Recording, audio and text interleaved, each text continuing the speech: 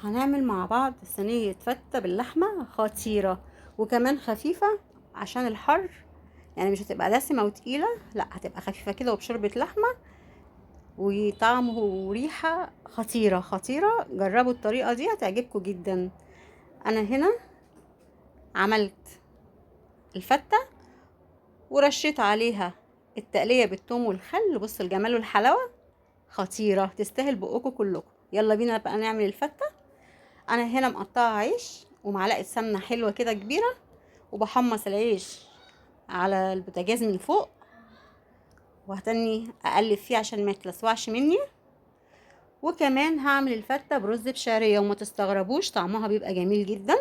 الرز هنا استوى ومفلفل بالواحده اهو زي ما احنا شايفين. اديته التقليبه دي وهطفي عليه وكده الرز جاهز معانا. هرجع للعيش. طبعا انا بقلب العيش باستمرار باستمرار عشان ما يتلسوعش مني ويبقى كله محمص زي بعضه.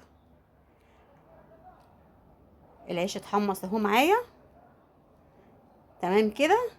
هقفل عليه، يعني هو تقليبه وهقفل عليه. وولعت على اللحمه علشان لما اللحمه تغلي زي ما احنا شايفين كده هسقي العيش. وكمان معايا حته تومه في طاسه وعليها معلقه سمنه بلدي جميله كده. وهنا حبايبي وانا بحمر التومه انا حطيت الرز على العيش، ماشي؟ يعني حطيت العيش والشوربه بعد ما حمصت العيش، وكمان غطيت الفته بتاعتي بطبقه الرز وبحمر التومه اهيت. ومجهزه معايا عصير 4 ليمونات. هنقلب نقلب كده لغايه التومه بتاعتنا ما تاخد لون ذهبي. ريحه التومه خطيره مع السمنه البلدي. دلوقتي بقى انا هنزل بالليمون اللي انا عصراه. انا حبايبي هنا مش مكتره الليمون والخل. انا هنا معايا حوالي 3 معالق خل، معلق اكل. وهنا حطيت لكم صورة الفتة الجميلة. بصوا الجمال والحلاوة.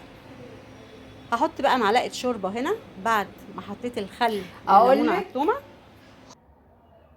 مغرفتين شوربة صغيرين كده، يعني هي مغرفة من الكبار. وهدي تقليبة.